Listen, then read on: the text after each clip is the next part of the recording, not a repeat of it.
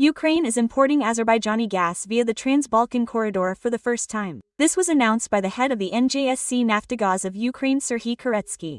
According to him, this became possible due to the conclusion of an agreement with Sokar Energy Ukraine.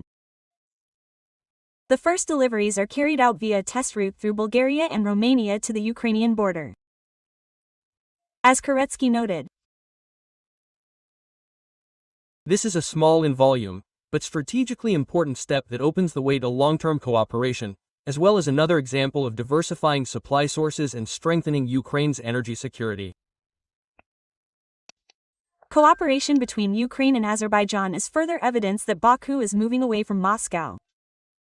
This step will cause even greater irritation in the Kremlin against the backdrop of the rapid deterioration of relations between the two countries. It should be noted that a week earlier, Azerbaijani President Ilham Aliyev announced his intention to file a lawsuit against Russia in an international court over the crash of an Azerbaijani airliner, which was shot down by Russian air defense in December last year. In addition, the Azerbaijani leader called on Ukrainians never to agree to occupation. This further demonstrates the fact that Baku has left the Kremlin's zone of influence.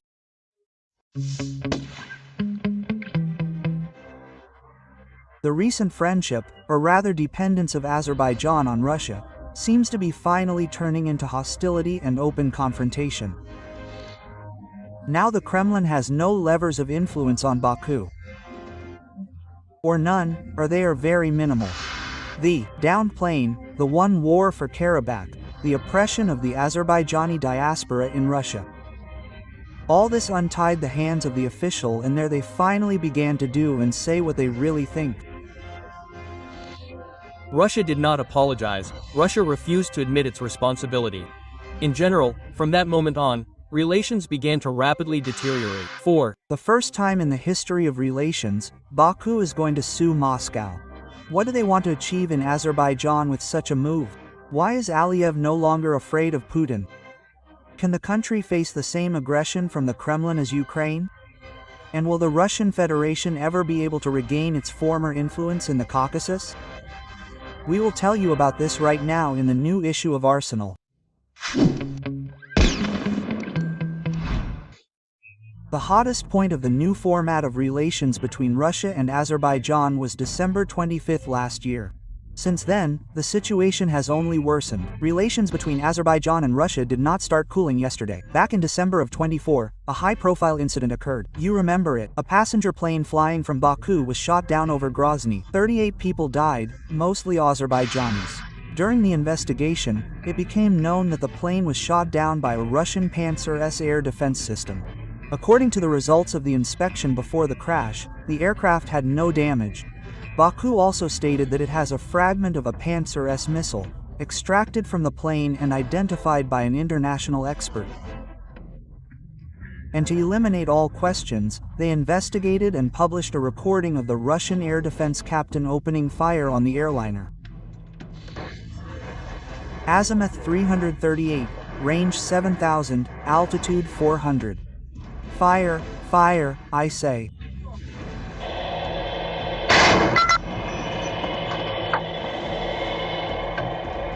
There is a move. The only one who, more than 6 months later, cannot figure out what happened, remains Russia, correctly.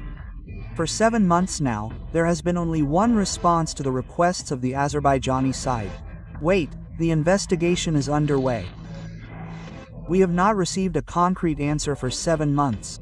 Our prosecutor general regularly sends inquiries to the head of the investigative committee of Russia, but in response we only receive a notification that the investigation is ongoing.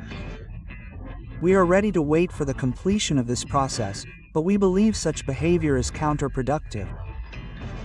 This will not make us forget about what happened. We will not forget.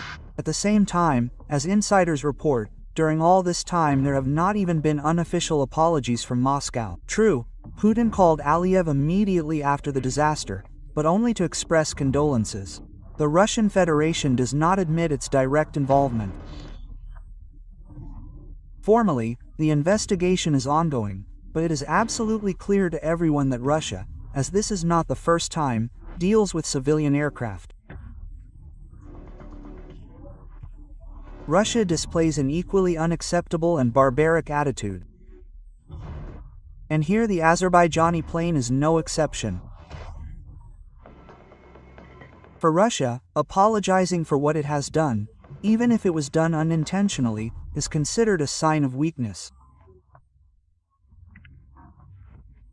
This is the petty criminal psychology of the Kremlin rulers. However, now Baku's patience seems to have snapped. Having previously been charged with success from the victory in the war for Karabakh, where the enemy was Armenia under the protection of Russia, receiving frank mocking answers to questions about the downing of the plane, and considering the recent oppression of the Azerbaijani diaspora and the murder of 2 of its citizens in Yekaterinburg, it was decided to sort things out with Moscow. Azerbaijan feels protected by Turkey, protected by the Turkish army. Turkey is a NATO member, and a little, right? That is, Azerbaijan already considers it possible to speak to Russia in raw, and to speak not according to concepts, but according to the law. Thus, Azerbaijan is already preparing an international lawsuit against the Russian Federation for the actual murder of civilians in the skies over Grozny.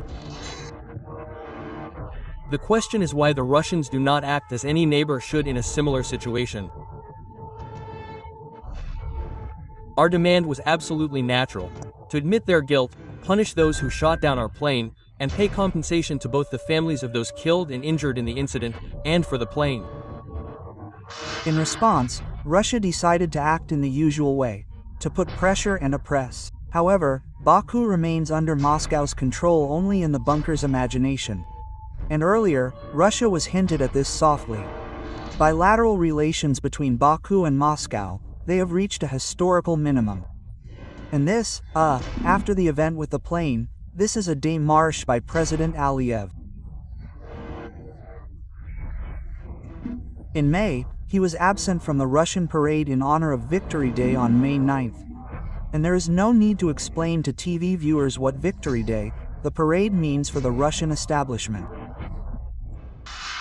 There was also the suspension of membership in the CSTO and much more, but the Kremlin did not recognize the signal, or rather decided to force friendship with the Russian Federation, probably not taking into account that Baku already has a friend and a much more influential one. Now the Kremlin does not have any levers of influence on Baku, or they are very minimal. We had the Karabakh problem, which Moscow manipulated for almost 3 decades, but with Azerbaijan's liberation of the occupied territories and its growing alliance with Turkey, it can now resist Russian influence in the South Caucasus. And the current lawsuit is nothing more than the normal actions of any civilized country that no longer wants to play at being a fictitious union state, to decide things behind the scenes and live by the principle of bash na bash. They shot down a plane, answer for it. If you don't want to do it in good conscience, it will be according to international law. No one will keep quiet about anything anymore. If earlier the official Baku media tried to avoid open criticism of the Kremlin, now the controversy has broken through all the usual boundaries. Indignant comments about Moscow and Vladimir Putin personally were heard in all the leading Azerbaijani media, from state channels to news agencies. For example, already on June 29th, in the evening news broadcast of the state TV channel ASTV Russia, Russia was openly called a prison of nations, directly appealing to the infamous nickname of the Tsarist and Soviet empires. The host addressed the Russian president almost familiarly. "What happened, dear Putin? Are you really so worried that Azerbaijan has become a strong regional player? For the first time in 200 years, it has regained its territory and defended its national interests, so that the world arena recognizes President Aliyev as a strong leader." Moreover, it is worth noting that by fleeing Karabakh during the war in 2023, the Russian Federation lost its influence on both sides of the conflict. Armenia, having seen what an ally Moscow really is, also decided to find new friends. The Americans and Turkey are very active in achieving the conclusion of an agreement. And the conclusion of an agreement between Azerbaijan and Armenia means only one thing for Russia. It will leave this region, because the question of the fate of the Russian military base in the city of Gyumri in Armenia will automatically be raised. Russia has already practically lost Georgia, Armenia, and Azerbaijan. Only Armenia remains. And not for long. The recent military exercise of official Yerevan with the US Army is further proof of this. Did you like this video? Then don't forget to like it and subscribe to our Arsenal channel. The link is in the description under the video.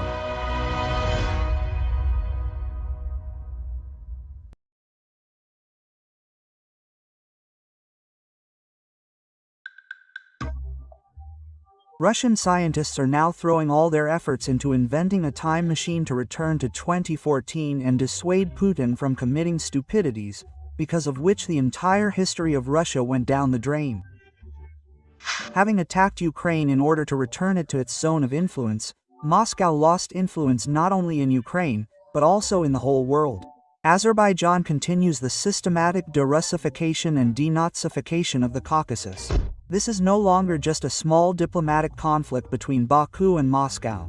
This is a global confrontation between Russia and Azerbaijan, complex relations. And this complexity lies in the fact that the geopolitical factor plays a role. Now the Americans are actively pursuing their policy in our region, in the Middle East, in connection with Israel. Accordingly, the task is, first of all, to achieve the conclusion of a peace treaty between Azerbaijan and Armenia. There is a task there. In fact, this means squeezing Russia out of the South Caucasus. Azerbaijani President Aliyev called Russia an occupier and called on Ukrainians to fight it to the bitter end. A year ago, it was impossible to even imagine such a thing. My answer will not differ from what I said then. And I think that this is in line with the aspirations of the Ukrainian people to never agree to occupation. This is the main advice. This is what we did. Moreover, Aliyev gratefully accepted a gift from a Ukrainian journalist who presented him with chevrons of Ukrainian combat units. That is, the president of Azerbaijan openly supported the armed forces of Ukraine. The most valuable thing is that they are our defenders, because our army is the only guarantee of security for Ukraine. The most valuable thing is that thank you very much, thank you very much. Continue. So, Azerbaijan is not just leaving Moscow's orbit, it is starting to destroy the entire Russian-centric world. And Moscow itself is to blame for this, which, due to its hyperbolic pride and imperial chauvinism, openly despises and spits on its neighbors. 6 months ago, orcs shot down an Azerbaijani passenger plane over Chechnya. Citizens of Azerbaijan were killed. That it was the Russian air defense that did this is beyond any doubt, neither in Azerbaijan, nor in the world, nor in logic. The testimony of the surviving witnesses of the damage to the plane is a fact that cannot be disputed. But instead of punishing the guilty and paying compensation for the crime committed, the Kremlin, as usual, began to tell a lot of shameless lies, just like in the case of the downed Malaysian Boeing. Baku was simply furious at Moscow's brazen and inadequate behavior. Aliyev began to speak harshly against the Kremlin for the first time. We can say with complete clarity that the plane was shot down by Russia. This is a fact, and no one can deny it. It was a regrettable and unexpected moment for us that the official Russian agencies put forward a version about the explosion of a gas cylinder on board the plane. In other words, it clearly showed that the Russian side wanted to hush up the incident, which, of course, does not honor anyone. Azerbaijan insistently asked Russia to conduct an honest investigation and punish the guilty, but Moscow responded by pretending that nothing had happened. It's no big deal, but they shot down someone else's passenger plane. It's not the first, and it won't be the last. The Russian leadership has no empathy for the deaths of citizens of another state. They have been burying hundreds of thousands of their own Russians for 4 years. Why should they worry about the Azerbaijanis? On the contrary, the Russians are very irritated by Baku's claims. How dare a small state, invented by Lenin, demand something from a great superpower? How long will a 30-year-old independent republic be allowed to attack a 1,000-year-old Rus, even in diplomatic terms? Will there be some kind of harsh response? Moscow sincerely believes that the Azerbaijanis have no right to be outraged by the murder of their citizens and are even offended by the fact that the Azerbaijanis speak ill of them. Absolutely Nazi ideology. Russians consider themselves supermen who can do anything. Everyone around is second-rate and must tolerate any antics of the God-bearing people. There is simply some nation there that has decided that they are above all of us. Like, this nation has decided to be above us, and other nations, like, shouldn't joke about them. Like, they are like, don't joke about us. They say, respect us, only respect us. But in theory, we are all equal, right? Following this very Nazi ideology, mass pogroms against Azerbaijan began in Russia. As a result of the latter, people died. Putin's cops simply beat them to death. And Russian society supported it. No condemnation or censure, because Russian society is pumped up with hatred and malice. Everyday racism has always flourished in Russia, but now they have come up with an excuse for it. Azerbaijanis are enemies because they have not come to terms with the murder of their compatriots. For this, they will now be persecuted and repressed in the swamps. Never agree to occupation. This is the main advice. This is what we did on our own example. That is, he kind of compared Karabakh with what is happening between us, I mean between Russia and Ukraine. Here. Well, of course, in essence, Aliyev directly called us occupiers. Unpleasant, to put it mildly. Official Baku stopped any attempts to negotiate with unbalanced sadists. In response, Azerbaijan began to harshly detain Russian citizens and propagandists, cancelled all cultural events of the orcs and explained to Moscow in understandable diplomatic language who it is and where it should go. Who are you? I did not invite you. Go. The authorities of Azerbaijan have taken the Kremlin seriously and now want to prove that Putin is a war criminal. Azerbaijan is filing lawsuits in international courts against Russia to hold Moscow accountable for the downing of a passenger plane. It turns out that the Azerbaijani side does not believe that Putin will punish the culprits of the tragedy. Yes, they refuse to, take the blame on themselves. Therefore, Azerbaijan has no other alternative. Yes, it is a long way. This incident and the reaction that Russia has, it will certainly affect mutual relations. And it is already affecting them. Someone might think that Moscow will not comply with Fialatov's decision in international courts. But this is only temporary. When Russia loses the war with Ukraine, it will be forced to pay all the bills and answer for all the sentences. So Baku is acting for the future. From Moscow's point of view, Aliyev must understand and forgive. Well, in much the same way as Ukraine had to understand and forgive, there was the downed Malaysian Boeing, the invasion of Crimea, and further down the list. First Ukraine, then partly Armenia, and now Azerbaijan, they have run out of understanding. This, of course, can lead to very complex consequences not only in bilateral relations between Baku and Moscow, but also in general to some kind of restructuring, or reassembly of some post-Soviet space. Naturally, such news from the Caucasus made the butts of the Zetniks and propagandists burst in the swamps. They demand a little, no less, to start a war against Azerbaijan. They even whipped up a quick casus belli. It turns out that the Azerbaijanis took an active part in Operation Spiderweb to destroy Russian strategic bombers. Our intelligence learned that the Azerbaijani special services, using their diasporas in Russia, helped the Ukrainian special services in carrying out the sabotage and terrorist Operation Spiderweb, which was aimed at defeating the strategic aviation of the Russian aerospace forces. The Russians were so fired up that they agreed to fight even on two fronts. Azerbaijan has overtaken even Ukraine in the hate rating. Moreover, the splashes have reached Armenia. Moreover, all this is happening against the backdrop of a statement by the leadership of Azerbaijan that it gives advice to the Ukrainian people that you should never agree with the occupation.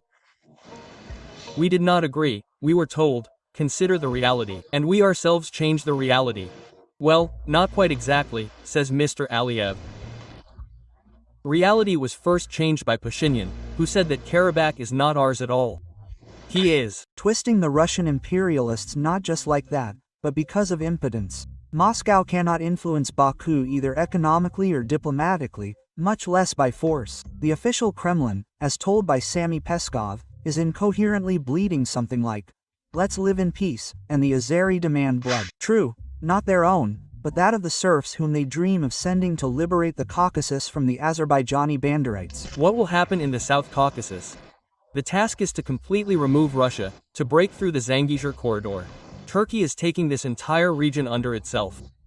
Iran is getting another front. It will be a thorn in the side, so that they understand who they can play with and who they cannot. And to realize that there are common borders and there are muscles sufficient for war, if necessary, in a variety of directions. Azerbaijan has chosen the perfect moment to put pressure on Russia. There are catastrophic gigantic losses at the front, and the US has effectively put the Kremlin on the counter. The timer of Trump's ultimatum is ticking like a bot. Moscow cannot handle another conflict either morally or physically. So Baku will whip it with all its might, and Putin will remain silent and pretend that this is a long-term move. And in order to curry favor with President Aliyev, he even sent his propaganda lackey Markov to Azerbaijan. This so-called political scientist, at the height of the confrontation between Russia and Azerbaijan, climbed out Ilham Aliyev's shoes to an indecent shine. We are all waiting for the speech, the answer to the questions of President Aliyev, because you know that he is a brilliant intellectual, graduated from MGIMO, is undoubtedly one of the most experienced leaders of the modern world, and a leader who represents the country of the winner. There are not many countries that have won the war and completely regained control, liberated the territory of Karabakh in total. And then the Zetnikovs had their second attack. In an instant, Markov became an enemy of the people and the illegitimate son of Satan. In general, the alternatively gifted Markov fulfilled two tasks for Putin. He curried favor with Azerbaijan and became a lightning rod for the hatred of the fascist plebs. Now for the fact that Russia lost the Caucasus. Everyone is slandering a little-known political scientist, not a great geostrategist, although this does not make Russia any easier. It has turned into a backward, hated country without friends and allies, humiliated at the front and impoverished in the rear. Putin has done more to destroy Russia than anyone in history. In reality, we find ourselves in a situation that has not been so difficult for Russia in the South Caucasus for 2 centuries. I can say with all responsibility that we have never faced such risks in 2 centuries. I would like to remind you that this video is created for entertainment purposes and contains elements of satire and irony. All facts and events are presented in a hyperbolic or exaggerated form to convey a comic or dramatic effect. We do not aim to mislead, but only to emphasize humor. Please take this with a smile.